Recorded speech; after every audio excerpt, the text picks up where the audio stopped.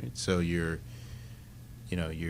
pulled in a lot of ways because you haven't been in a position to really challenge your underlying beliefs. It's almost magnetic. It's like attraction. Yeah. Welcome to the Enso Project. This is a podcast for people engaging in the never-ending process of expansion and growth. So the purpose of this podcast is to expand and grow through awareness, introspection, and stillness. We fundamentally understand that relative to all there is to know, we know relatively nothing. So with this in mind, we will consider and reconsider interesting perspectives, ideologies, and strategies for the purpose of self-actualization.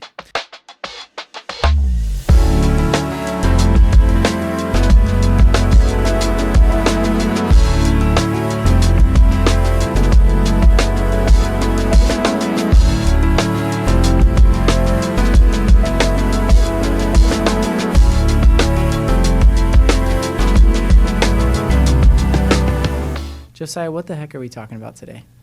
Talking about beliefs. Beliefs. Yeah. What's that?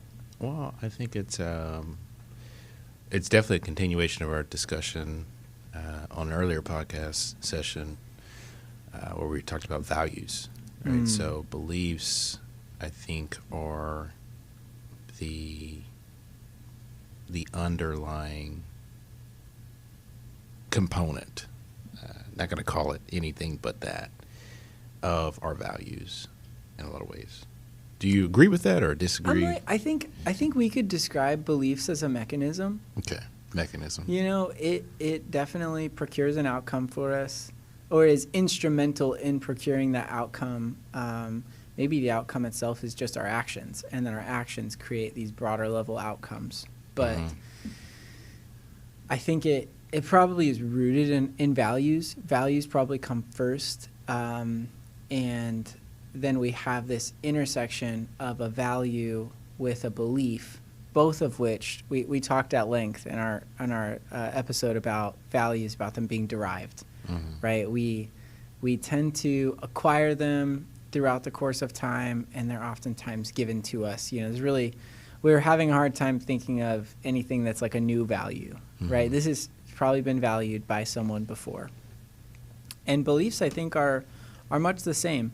Granted, you could have a revolutionary new way of thinking, but then again, what's the old quote? If you want a new idea, pick up an old book. Yeah. Somebody's probably thought of it before. But So I think it's, I'm not going to say impossible, but it is very challenging to have beliefs if you don't have cemented values over time. I think values effectively become beliefs when we look at groups. And then I think within those groups, as new people are introduced, whether that's through natural means, right, childbirth, or it's someone being indoctrinated, then I think they inherit those beliefs. But I do think that, to our point earlier, the values are derived from some sort of observation of an experience, and then stamped like, hey, this is what we're going to do and how we're going to behave and what we're going to value based on the outcome that we want. And then I think over time that becomes beliefs. it seems to me like the belief itself is the stamp. Like, a belief is really nothing more than a string of ideas that, like you said, we hold consistently over time, and we act upon it. That's probably pretty relevant. If you claim to have a belief and you don't act accordingly, then do you really have that belief? I would say it might be more likely that it's posturing at that point. So there's definitely an element of action in there. But when you get granular in your examination of a belief, I think it really is just it's maybe just the intersection of an idea and a value. And then a course of action that you've determined makes the most sense. But let's make this practical. Let's talk about an actual belief. Okay. So I think beliefs Yeah. are very broad, Yeah. and someone might say, I believe in God, but we see, maybe the Pentecostal version of believing in God compared to the Baptist version or the Catholic version, they all differ. Yeah. So, I do think beliefs are very broad, and not saying that's the belief I want to talk about, but That would be an interesting podcast. and I agree. I mean, the collection of ideas. So, do we even get down to that level of specificity and granularity? That's the whole point of this episode, right? Is that we take a fine-tooth comb, we take a magnified lens, and we really inspect some of our beliefs. Mhm. And I'm excited. I think that this is a really productive use of time. I think that similar to the conversation that we had about values, if we give it the respect it deserves, then we benefit greatly from it, right? In terms of values, we benefit from the clarity. It's much easier to make decisions when you know what your values are, because they form the parameters. You have some boundaries to operate within once you know what you value. Knowing what we believe, I think, and I'm really eager to hear your thoughts on this, but I think knowing your values is more common than knowing your beliefs. And I it's not a given to me that everyone in this world knows their values. In fact, I think it's more so the exception than the rule. And please don't interpret this as like a shaming of not knowing your values. Mm-hmm. I think like there's an infinite amount to know in this world. So you couldn't possibly hope to know anything. I'm just saying like there is benefit in knowing them and understanding them at a root level. What do you think? I think something you said earlier. I think beliefs, there's value in knowing them, or at least trying to understand them. I think beliefs are kind of the parameters, and I think values are illuminated. They're like the beacon. They're like the lighthouse. Yeah. Right. And I think, you get what I'm saying? Yeah, like, I do. Yeah. So I do think there's a value in seeing the illumination, understanding what it represents. Like, hey, there is a rock here underneath this light, Yeah. even though it is dark outside. Yeah. And all you have are the stars to guide you. Hey, also look at this light, because there's something below this that if you don't pay attention to it, you may shipwreck. Mm-hmm. But I think beliefs operate like the overall ocean. Oh, okay. It's much more broad. So are we in the Atlantic Ocean? Are we in the Pacific Ocean? There are different characteristics of each. You're thinking about beliefs holistically, and I'm still thinking at the individual level, because in the metaphor going on in my mind, individual beliefs are ships passing in the night. And we have values acting as like this lighthouse that's illuminating. And if you have a high degree of clarity on your values, you might just see that your beliefs are on a collision course, right? They do not agree. They're out of alignment. They're incongruent with one another. Or, maybe they're just headed somewhere. Maybe all of your beliefs are in alignment, but maybe they're headed directly away from the lighthouse, directly away from all that you value. We see this happen a lot, right? With people who achieve like fame and fortune, and their I guess the lighthouse in that sense would be the fame and fortune, because that's what they're working towards. Or maybe that's more so the beliefs. The beliefs are carrying them away from the things that will sustain them. They get to the end of that rainbow, and the pot of gold, it's lost its luster. It's no longer valuable to them anymore. At that point, they want connected relationships. They want people that they can trust.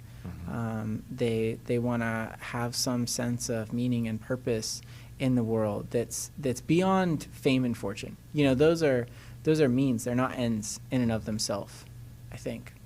Well, then what, if that is the case, what would ideas be? Because you mentioned, you Yeah. reference ideas, right? Yeah. So in In this this scenario, metaphor. or an example, wouldn't the ships be ideas? Like, just aren't ideas built from our perception of reality, Yeah. Yeah. our perception of our environment? So if we charted the ocean out, right? Yeah. At some point, there had to be a ship that went that course, right? That went that path and said, "Oh no, this is kind of how it's actually represented," and then Yeah. they mapped it out, right? I love how you go down these rabbit trails with me. Yeah. So my question is, what are the ideas? What are the ideas?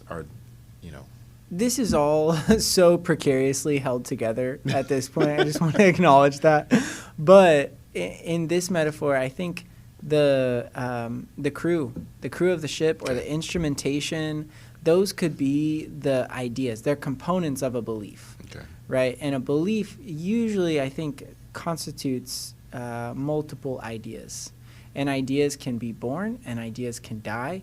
And a belief can be sustained by a variety of different ideas, right? Our beliefs over time. Man, that's a really bad example. I don't want to use that. We evolve. Our perception evolves. And we may still have the same mission or agenda, but we have different supporting documentation. We might have different crew working the ship, or we might have upgraded the oars and the rudder and the trim tab and all that good stuff that gets us to where we want to go. However, we're still dependent on our values to figure out what exactly are we striving towards. Okay. And maybe in the metaphor earlier, like there are a bunch of different values, right? And to make progress towards one doesn't necessarily mean that we're making progress towards the others. So geographically, they're distributed, and if we're valuing, fame and fortune, and we're focused, this might be the best part of the metaphor thus far. If we're fixated upon a certain value, it can draw us away from other values, and they might all be like, we can all see the glow of their lights around us, but the further and further that we get away from them, the less able they are to guide us and illuminate our path. And then you get to a lighthouse that, you can value anything, right? But you arrive at the shore of that lighthouse and you find out, like, there's no food here. There's no running water. There's no infrastructure to sustain and support me. And at that point, I think that's the realization of, like, I picked a junk value. And I've been building I've been making headway towards the wrong values, and that is probably more in alignment with what I was talking about earlier, with like pursuing quote unquote wrong things. There's no right or wrong thing. There's just things that are more or less fulfilling. So in this metaphor, are values still, do they still behave as tools for our use? I think so. Much in the same way that, like, the magnetic ore in the earth is a tool still. We didn't design that tool, but we are leveraging it. It's still a resource to us, and we calibrate our instruments to point towards it, which makes, they're both tools. They're both serving the same function, guidance. Yeah. See, because I think with beliefs, I think fundamentally there aren't many beliefs. I think beliefs are very broad, and there's a lot of connectivity in beliefs. I think there's probably a handful, and when we sit down and start talking with one another, we see that we pretty much believe the same thing. We just have a different set of values, and how we navigate those beliefs. And that's why I brought up in the metaphor that the beliefs are the different bodies of of Right. water, right? Mm-hmm. So I think there are certain methodologies, there are certain tools, there are certain approaches to navigating these different environments that are our beliefs. I wonder what the most like fundamental beliefs would be, of human existence. Let's say, because I like where your head's at. I think it's an interesting point of view to consider, Mhm. that we might all be navigating the same waters, the same beliefs, right? What do you think they would be? Any ideas? I'm thinking of like worthiness springs to mind. It's kind of like acceptance, yeah, which are both driven by worthiness and fear, right? Fear, love, obviously, which Yeah. is, there's so many variations, but These are values, though. Love is a belief. Is a belief? I think it's a belief. Why do you think so? And I'm not necessarily challenging it. I just want to understand it. Yeah, just like fear is a belief, because I think I can, it resonates more broadly Mhm. than values do.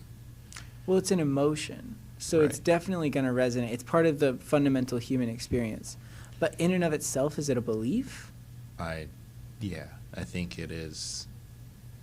It, in some ways, can behave like a belief. If I believe I am loved, even Mhm. though there's no one around, then when I interact with people, I will exude that Yeah. belief. Yeah. And then they will reciprocate, and I will feel the emotion Of love. of love. Yeah. But that can't. But if I believe I am not loved, even though there's no one else around, I go Mhm. into the environment with the same belief, right, that I Yeah. am not loved. I will then interact with people. They will reciprocate that, and then I will have the emotion of not being loved. It's almost like we're really talking about like lovability or sufficiency Yeah. and enoughness, Yeah.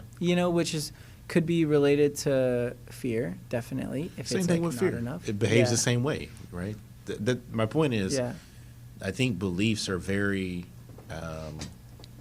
they're very broad. I think that, they're so inherent and underlying, and they drive a lot of things. But we kind of all have these beliefs at our core. They manifest differently. They do. And in a lot of cases, our environments, our society kind of sets the values. Yeah. But we don't really examine them enough, Right. on an individual basis. Yeah. Some of us do, and we are fortunate enough to sit down and talk about them Right. on a podcast, We right? are. Yeah. But I think in a lot of cases, unfortunately, our beliefs are hijacked. Ooh. The fear, the love, Mm. the acceptance, Fill in the blank, honestly. blank, Human yeah. experience. but I The think human that's only experience. like 5 or 6 things. Yeah. Okay, I see where you're going. Yeah. Let's reframe here.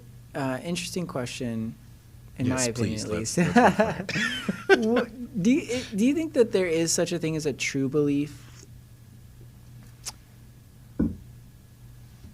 True belief. Yeah.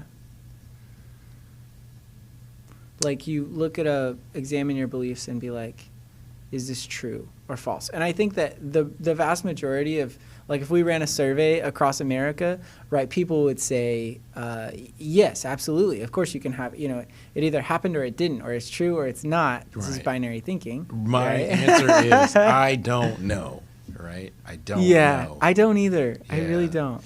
And I just think there's just so much to be determined. I mean, I don't think I'll see it in my lifetime, but we think about how broad beliefs are. I mean, do we still believe the same thing that we, collectively as a species, that we believed 40,000 years ago? I don't think so. I don't think so. It's It's, yeah. Are humans getting smarter? I don't know, right? It's really I don't hard to know. measure. We're definitely Yeah. becoming more proficient At solving problems. Yeah. at solving problems. But I mean, I think the ultimate test of intelligence, and we spoke about this, is really just your ability to adapt in your environment. So, Yeah. yes.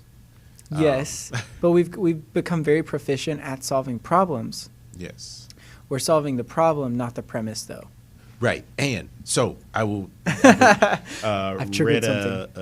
a really good book about population growth and how Ooh. it will, how it impacts us over time. And one of the most basic premises is that we're dying now a lot more because of choice. Oh, I want to hear more about this. You have my full attention, even though I'm looking down at my computer. Let me see if I can. I'm looking. I wasn't prepared to really bring this up. I'm but so glad you did, though. I think that this is really interesting. Let's see.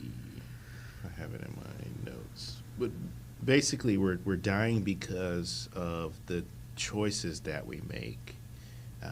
Oh, right. Compared to maybe even 100 years ago, Mhm. where we were dying just because of natural Circumstances. Yeah, people were dumping too much human poop in next to water, outlets, right? Same difference, though, isn't it? Right. When you really think about it, we Yeah. were. But now we eat ourselves to death, Right. right? Or But we. How different is that? How, truly, it's not really that it's much. the Right. circumstance. So, yeah. so I agree, and there's like this. There's a belief that is being tapped into, to some degree, but so the question of are we getting smarter? Maybe not. We're just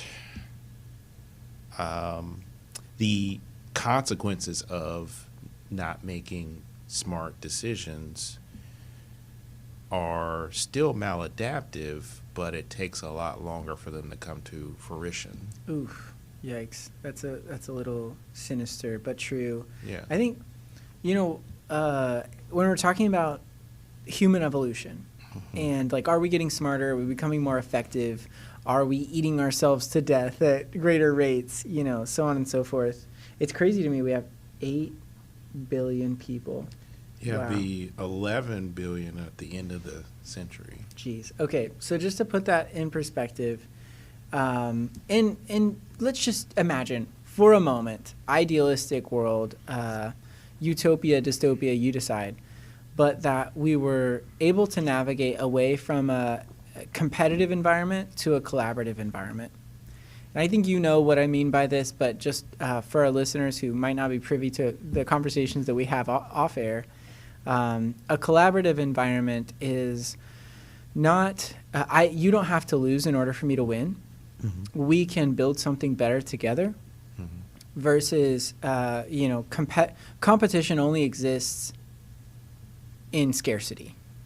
And I'm not trying to demonize scarcity. I think scarcity has the ability to promote value, right? If we suddenly discovered, like this untold number of diamonds in the world, it would deflate the value of a diamond, so that's like some level of necessity there. But just for the sake of this argument, if we were to transition to a more collaborative paradigm and work towards the common good, sustaining human life for, not just taking our myopic glasses off and putting on, like, looking through a telescope instead and trying to see into the future and how 100 generations from now, how will they survive and thrive, and how can we contribute to their quality of life? I think we can make some real progress. I don't know that happens as much in a competitive It doesn't. paradigm. In fact, it's not framed how will they survive. It's framed will they survive. You just mean like right now? That's kind of how we're looking at it because and it's not unfortunate. known. Well, Yeah. the thing is, It's not known, but it is very easy to predict. Because if the Earth stays intact, as it has for the past 4 billion years, then it's a pretty good chance that they're going to survive over the next, 1,000 years or whatever it is. Now, how they survive is the question we need to answer. Right. And I think it is, it's dependent upon our behaviors, our mindset now. Like you said, do we transition from competitive to collaborative? Do we transition from scarcity to abundance? Yeah. And that is, I think, it really depends on our ability to shift our belief from survival. Okay, we're on the same track. Yes. Yeah. So that's why I'm thinking about like beliefs as a much more broader thing, because if you still have the base belief that the same belief that people had or humanoids had 4 million years ago, then you're going to be susceptible to the same dog and pony. Yep. Now, we're just being marketed to a lot differently, right? Right. Yeah, you're being told to eat certain things without you even understanding that you're being told to eat them. Right. Right. So it's some guy was told to, you should be chained to a rock and, push it around for a whole day. Yeah. If that happened. But my point is, it's just as absurd. It is. It just looks different. We've accepted it. It's normal. Yes. This is so funny. It's like in a previous podcast, I was thinking about talking about the familiar, and the impact, the lasting impact it has on us. I totally forgot in that episode. I never mentioned it, but just we become comfortable with the known, and we fail to. It's kind of like the theory of learned helplessness.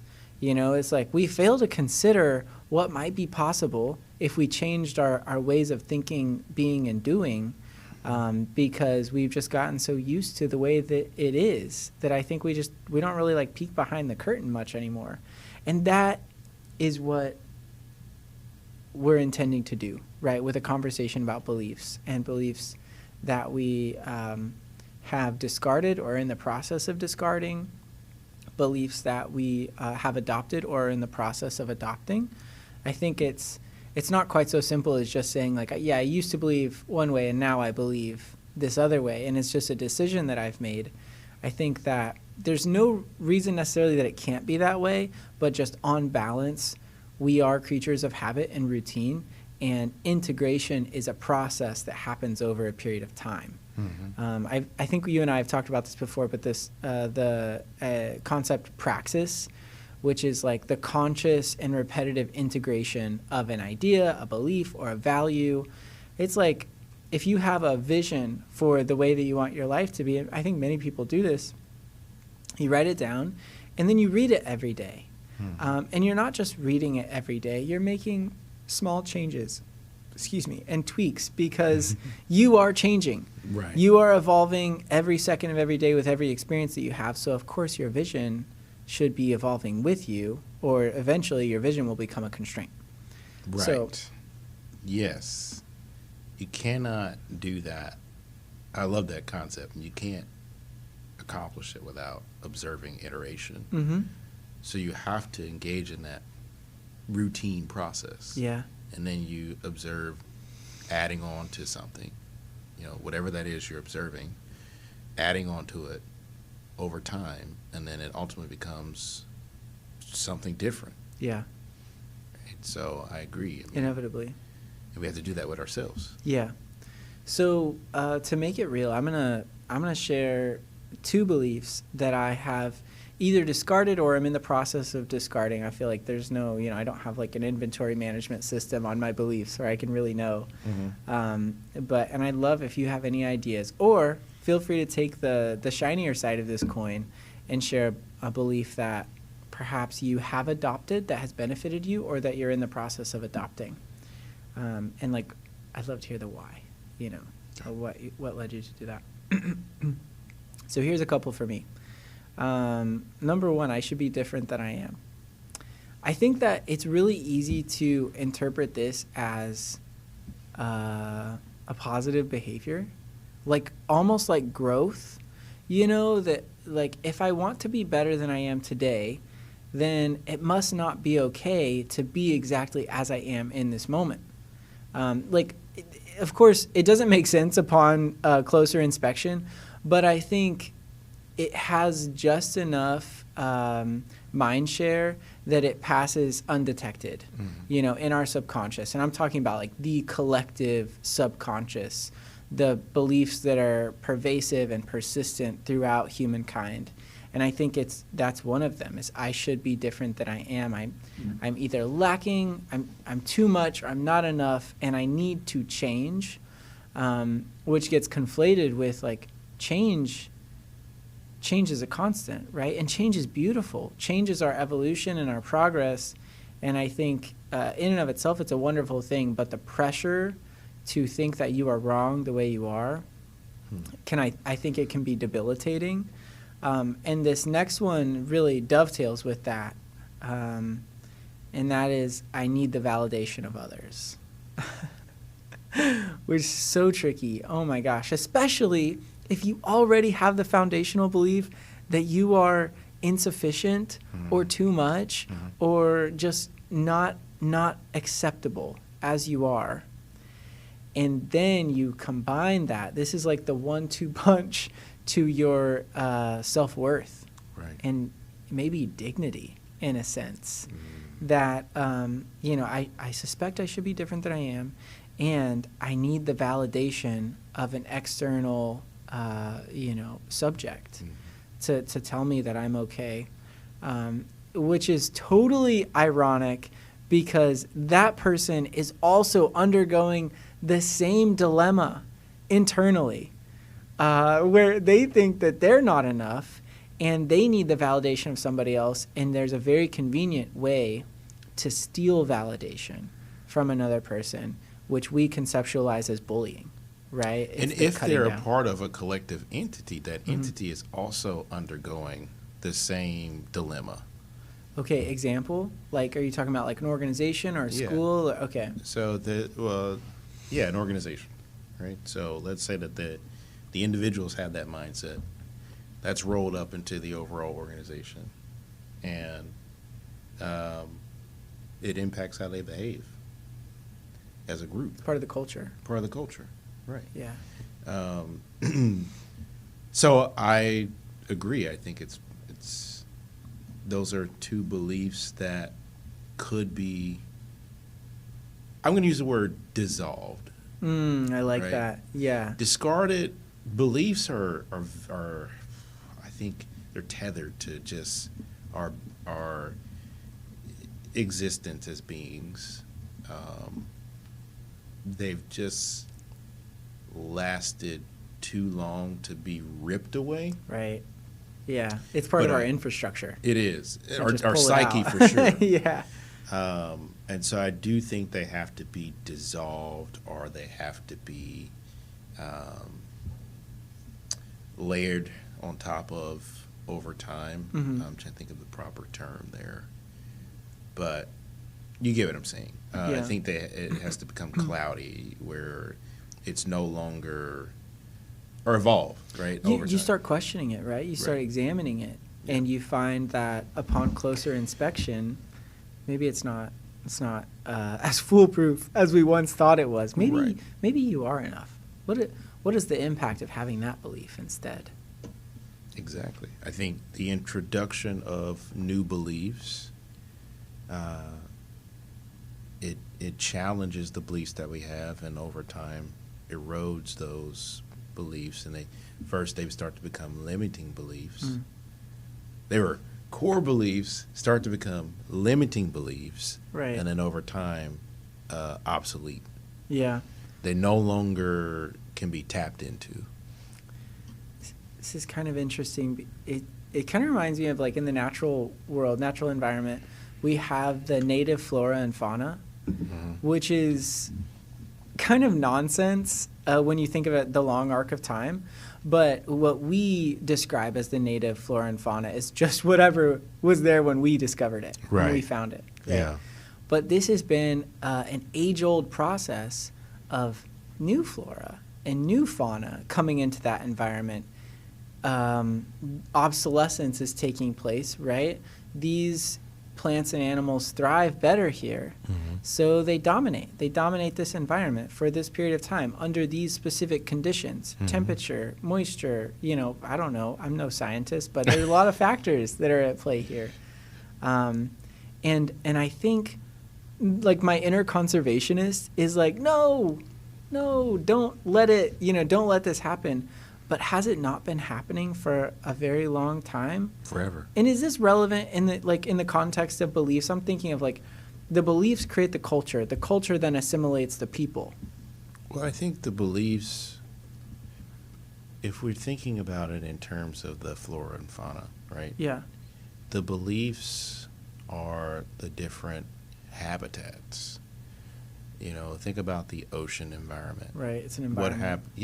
What happens when the temperatures rise in the ocean, right? Or what happens when the temperatures drop in the rainforest, right? So that impacts the entire ecosystem. Yeah. And then that dictates the behaviors of the participants in that environment. Yeah. Right. So I try to think about beliefs as more of an environment because they're so broad and they've been around for so long in terms of our existence. The right set of conditions had to form those beliefs for a very long time. It's crazy to me how I'm thinking of this. We're kind of comparing it to the natural world and to organisms and their own, their experience, and then the greater experience of the ecosystem. And I'm thinking about the leader who goes in with really solid values and a mission and goes into an established organization that slowly becomes assimilated into that culture. And if we're talking about beliefs as an environment, and we do have influence over our beliefs. I think humans are, to a great extent, programmable creatures. I hate to say devices, but that's kind of the underlying concept here, is that it's like the concept behind propaganda, right? It doesn't have to be true. It just has to be said repeatedly with a high degree of confidence, enthusiasm, make an emotional impression, and that impression, resonates over time. It begins to metastasize, and this could be a positive belief that helps bring you closer to a life that you want, or it could be, obviously, we've seen propaganda used for very, very negative purposes to convince people of unspeakable things, as well. But it all gets propagated in a similar fashion. How do we claim our agency around that? I've admired you for a very long time, and how you've been so conscious about what you cleave from and what you cling to. And I like to think that I definitely embody this, and who I choose to surround myself with, my close circle of friends. It's I try to surround myself with people that I admire and people that I feel I have something to learn from, because I know that through the process of learning from someone else, not only will I grow, but I also inevitably I get the chance to contribute, which ties back to our earlier conversation about values. Meaningful contribution. Yeah. Well, I think the first thing, at least for me, what I've observed is I have to realize that I control the temperature of the environment, at least for myself. And the only way that I can do that is to, as an individual, erode or dissolve my beliefs. So then that way, the emotional component doesn't have as much of an impact. I was thinking that the temperature was related to the emotional component. Is that It is. tracking? Okay. Yeah. Cool. So what happens if, and this is just hypothetical, but what happens if one particular animal or plant in an ecosystem decided to just move? It impacts the overall flow and Absolutely. output of the ecosystem. There's a chain reaction there. Right. Yeah. And so if a million, whatever it is, types of animals in a particular species decide to go somewhere else, it's going to impact the climate of that area, Yeah. because you're going to have an energetic migration, right? Yep. So I think that happens with us as human beings when we decide on an individual basis not to become emotionally moved by a particular thing. We dissolve our beliefs around a particular stimuli Yeah. or stimulus. Mm-hmm. So, sorry. Go ahead. Well, and my whole point is when we do that, we are controlling the temperature of the environment, which is then dictating a certain set of conditions for that Yeah. environment, which ultimately controls how the ecosystem flows. Yeah. And so when we do that on an individual basis, we call those people leaders. Yeah. Right. Yeah. Yeah. I mean, think about, some of the most significant movements in our society, nonviolent protest. Oh my gosh. Yeah. You think about, this even our latest movement, right? With the election of our new president, right? Our Right. former president, now new president, first convicted felon. That is a change in what we fundamentally believe Yeah. as a society, Yeah. right? Because it hasn't happened before.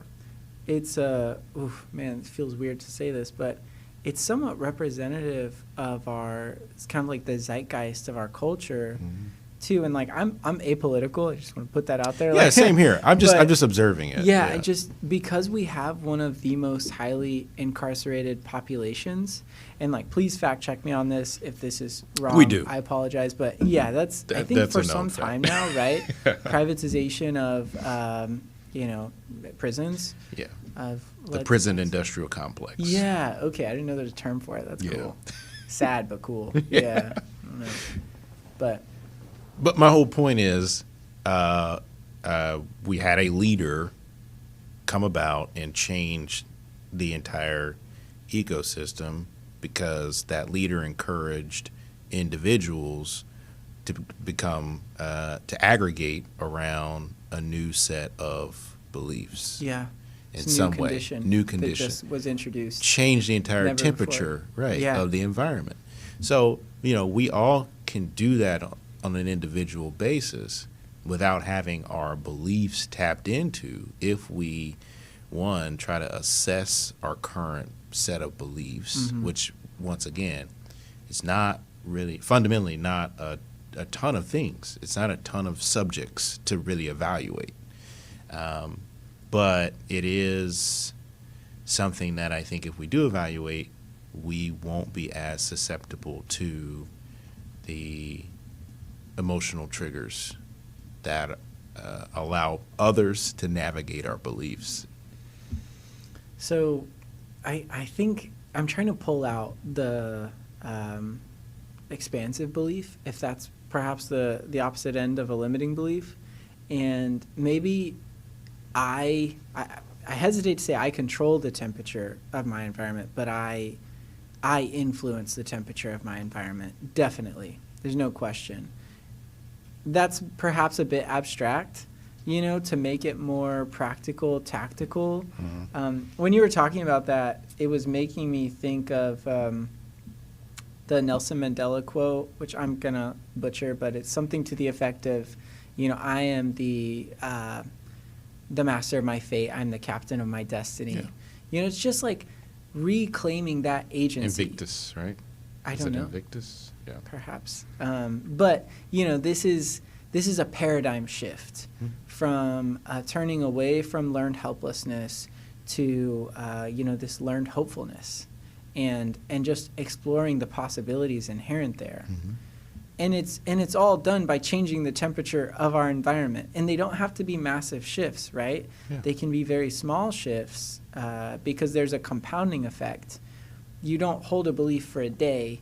You hold a belief for as long as that belief is relevant in your mind, as long as you perceive it to be factual and accurate, and it's going to grow in its influence and its stature to the point where I think beliefs that have been held your entire lifetime or the great majority of your lifetime, you do become intransigent on. It's very hard to avoid that because you can't be both open and closed at the same time. Yeah, you become intransigent, you align yourself with values, decisions, all that fundamentally align with those beliefs. So when those beliefs are then challenged, you react, you make decisions, you do certain things or have certain values that you react to or you're susceptible to. Yeah. Was it mankind pushed by, pulled by values? Right. So you're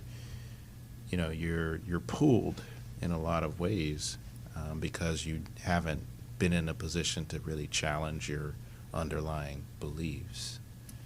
It's almost magnetic. It It's is. like attraction. Yeah. Because I think that's kind of the interesting thing with like magnetism and perhaps to some extent gravity is that there doesn't actually have to be substance or matter at the center of that gravity. It can be empty space. It could be a black hole. Like it could be the inverse, but that creates the same dynamic. And I think values are much so that way. This is a podcast about beliefs and not values, but they're intertwined, woven together. Whereas like that, we only find out if there's substance there. And I'm saying substance and, I'm using it loosely, but what I mean by it is there value? Yeah. Is there value to you in this value that you've been pursuing? And the only way to know is to either go there and find out for yourself or leverage time dilation. What are the works? What are the experiences of others? What have they found that I may be likely to find? And can I, let's use the scientific method here. Is it replicable? Has it happened at scale? Right. Yeah. Interesting stuff. The Enzo Project is brought to you by Bold Human Capital and Noon Holdings. Edited by ELE. You can find the Enzo Project on Spotify, YouTube, or wherever you listen to your podcasts. Music, the song Full Bloom by Jewel and Nuamina. You can find them wherever you listen to your music.